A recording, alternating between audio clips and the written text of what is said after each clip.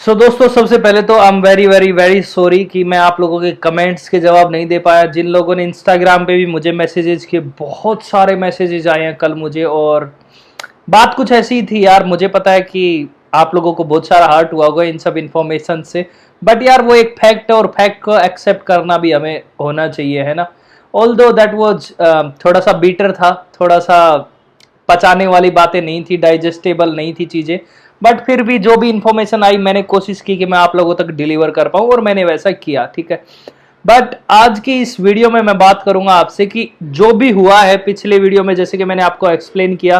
कि जो भी एनएमसी ने क्लियरिफिकेशन दिया है यहाँ की एम्बेसी को फिलीपींस में, तो उसके बेसिस पे जो भी हुआ है उसको हम थोड़ा सा और क्लियरिफाई करेंगे इस वाले वीडियो में कि आगे सॉल्यूशन क्या क्या हो सकता है, what will be the possibilities in future for the MBBS Philippines, okay, for the students who are doing MBBS from Philippines, okay. और स्पेशली जो लोग बीएस वाले हैं ना, उनको ज्यादा लफड़ा हो रहा होगा अभी कि यार हम लोगों ने जब एडमिशन लिया बीएस में, मतलब कब लिया एडमिशन, जब ये रूल आया उससे पहले, तो ये लोग एमडी को ही क्यों कंसीडर कर रहे हैं, why they are not considering the BS, because BS और एमडी, अब भैया कोर्स तो यहाँ तो जुड़े हुए हैं ना, वहां वो लोग नहीं इंक्लूड कर रहे हैं, वो अलग बात है। बट यहाँ की अगर बात करें तो अगर आपने बीएस नहीं किया तो आप एमडी नहीं कर सकते, so you have to pursue BS before MD, okay. So that's interconnected somehow, okay. तो जिन भी लोगों ने यार नवंबर में 18 नवंबर से पहले बीएस में एडमिशन लिया हो या फिर एमडी में एडमिशन लिया हो,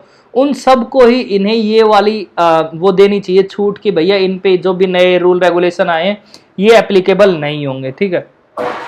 एक चीज और क्लियरिफाई कर देता हूं, वो क्लियरिफाई ये कर देता हूं कि जिन लोगों ने उसके बाद में एडमिशन लिया है उनके लिए तो कोई चांस अभी है ही, होगा ही नहीं। अगर आप सोच के देखें तो भी आपको समझ आ जाएगा। क्या पता, अगर क्योंकि ऑलरेडी कोर्ट में इस वाले जो गैजेट जो आया था उसके रूल रेगुलेशंस को ऑलरेडी चैलेंज कर दिया गया था बहुत पहले से और उस पर कार्रवाई चल रही थी। 28 को भी एक हायरिंग थी, आगे नेक्स्ट डेट मिल गई, जो भी होगा जब भी इसका सॉल्यूशन होगा तो उसके बाद शायद कुछ ना कुछ सॉल्यूशन निकल जाए, तो शायद एमबीबीएस इन फिलीपींस का जीता जागता काम रहे, नहीं तो आई थिंक बंद भी हो सकता है ना। अभी बात करते हैं यार भाई सॉल्यूशन क्या हो सकता है, अभी क्या क्या पॉसिबिलिटीज हैं कि भैया बीएस को कंसीडर नहीं किया उसमें क्या करना होगा या फिर क्या कर सकते हैं।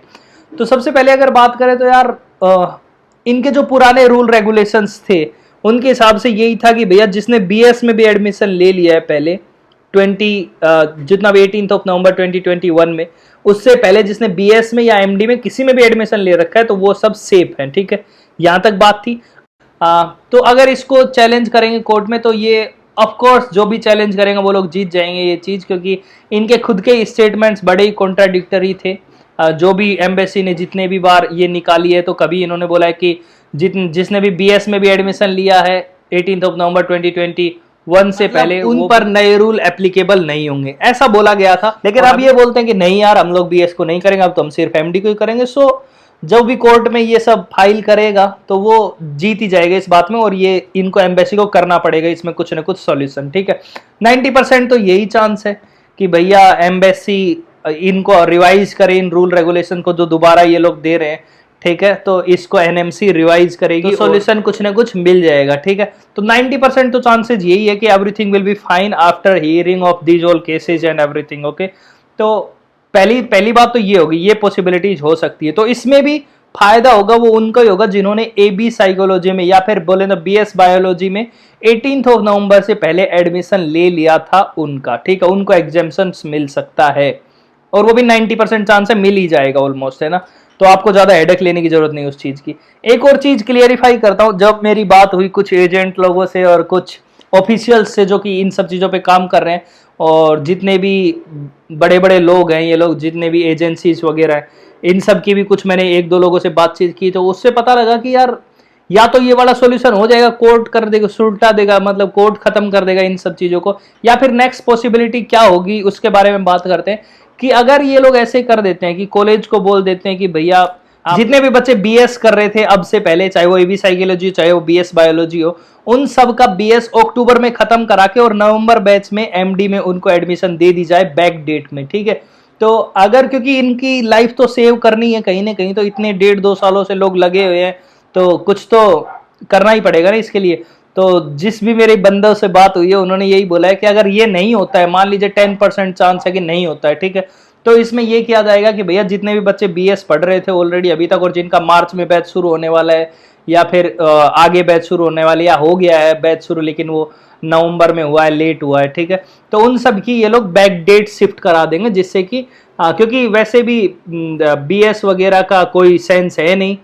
इंडियन उसमें तो कोई कंसिडरेशन ही नहीं दिया इसको ना, तो अगर उसका ड्यूरेशन ये लोग इंडियंस के लिए कम कर देते हैं और उसके साथ साथ ये जो इनका जो एडमिशन है वो बैक डेट में शिफ्ट कर देते हैं कि नवंबर बैच में या 10 नवंबर लगा लो या 6 नवंबर लगा लो, तब से ये लोग एमडी फर्स्ट ईयर इनके स्टार्ट कर देते हैं। तो आई थिंक कि जो भी बच्चे इस चीज से गुजर रहे हैं 2-2.5 हजार बच्चे, वो सबका सॉर्ट हो जाएगा, ठीक है। तो ये था दूसरा सॉल्यूशन कि ऐसा हो सकता है, ऐसी पॉसिबिलिटीज है। और पहली बात तो अगर बात करें तो कोर्ट में ऑलरेडी चैलेंज हो चुका है इस वाले केस पे, तो सब कुछ सेटल हो ही जाएगा 90% तक, तो यही बात है। और अगर नहीं होता है तो ये दूसरा भी सॉल्यूशन है। मैं बस यही बात आप लोगों को बताना चाहता था कि आप लोग इतना, मुझे पता है बड़ी पैनिक वाली सिचुएशन है, लोग बहुत ज़्यादा मैसेजेस कर रहे हैं, बहुत ज़्यादा कमेंट्स कर रहे हैं। मैं थोड़ा कल इसलिए रिप्लाई नहीं कर पाता क्योंकि मेरा एग्जाम था आज के दिन ही, अभी सुबह सुबह मेरा एग्जाम था 10 बजे से, तो एग्जाम वगैरह कंप्लीट करके मुझे पढ़ना भी था, तो एग्जाम वगैरह कंप्लीट करके तो मैंने सोचा अभी मैं आप लोगों के लिए एक इन्फॉर्मेशन की वीडियो दे देता हूँ कि आप लोगों को ज़्यादा वरी करने की जरूरत नहीं है, ज़्यादा टेंशन में आने की जरूरत नहीं है। जो भी हो रहा है यार, इनकी आदत रही है कभी से ही, प्राइवेट सेक्टर्स की जो है, Indian private sector medical colleges वगैरह, वो लोग भी फोर्स कर रहे होंगे एनएमसी को ये सब कुछ करने के लिए। आई थिंक कुछ ना कुछ तो चल ही रहा है ना घपला। और बट जैसे कि परंपरा रही है, इंडियन रूल एंड रेगुलेशन जब भी आते हैं तो कुछ ना कुछ तो इसमें रेक्टिफाई किए जाती हैं चीजें, कुछ ना कुछ तो मॉडिफाई किए जाती हैं चीजें, तो वो हो गया एज यूजुअल जो होता आया, और कोर्ट में लोगों ने चैलेंज किया तो कुछ ना कुछ सोल्यूशन भी इसका मिल ही जाएगा, है ना। तो that's it for this video. I hope आप लोगों को कुछ ना कुछ जरूर समझ में आया होगा, कुछ ना कुछ राहत मिली होगी आपको ये सब चीजें सोच के। तो जिन लोगों ने ऑलरेडी बीएस वगैरह में एडमिशन ले लिया था और उनकी एमडी शुरू होने वाली है अभी कुछ ही टाइम में, तो उनके लिए तो और भी अच्छी है कि भैया वो लोग कर लेंगे सेटल कहीं ना कहीं, या तो एजेंट सेटल करा के देंगे या यूनिवर्सिटी सेटल कराएगी। और बाकी जो बात है भैया चैड क्या करता है बाद में, जो नए बच्चे हैं उनका क्या लेना देना, तो उन पे अभी कोई भी क्लियरिफिकेशन है नहीं। और पहले तो ये वाला ही चीज़ें सॉर्ट आउट की जाएंगी, फिर उसके बाद नए बच्चों का क्लियरिफिकेशन होगा कि भैया नए बच्चे होने चाहिए यहाँ पे या नहीं होने चाहिए, या फिर वो एनएमसी के रूल रेगुलेशंस फॉलो कर रहे हैं या नहीं कर रहे हैं, तो वो सब चीज़ें देखी जाएगी, ठीक है। तो that's it for this discussion. I hope कुछ ना कुछ आपको रिलीफ जरूर मिला होगा बात करके, ये सब चीज़ें सुन के। बस अपना ध्यान रखिए यार, और अपनों का ध्यान रखिए। मैं मेरे ही कुछ 1-2 दोस्तों से बात कर रहा था, वही बड़े टेंशन में आए हुए हैं यार, क्या हो गया क्या हो गया, ये क्या हो गया, अब तो बर्बाद हो गए, अखंड बेइज्जती हो गई, ये हो गई। कमेंट्स भी बहुत खतरनाक आए हुए। मैंने पिछली वीडियो में बोल दिया था कि वीडियो को लाइक कर दीजिए, तो एक बंदे ने तो लिख दिया क्या लाइक कर दें, ऐसी न्यूज़ देते हो अब लाइक भी मांग रहे हो। तो भाई इसमें मेरी गलती नहीं है यार, मेरे अगर हाथ में होता तो मैं सब आपको अच्छी गुड न्यूज़ देता, यहाँ भी बुला लेता, सब कुछ सेटल कर देते काम, समझ रहे। बट कोई नहीं, जो भी हो रहा है यार, we have to accept the fact, and जो भी कर रहे हैं, जो भी सॉल्यूशन होगा वो आप लोगों को पता लग ही जाएगा। बस होपफुली यही होप करते हैं कि यार जल्दी कुछ अच्छा सॉल्यूशन निकल के आए, जल्दी कुछ अपने फेवर में सॉल्यूशन निकल के आए, so that everyone would be fine, everyone get relief. Okay, so that's it for this video. Bye bye, take care, have a great life ahead.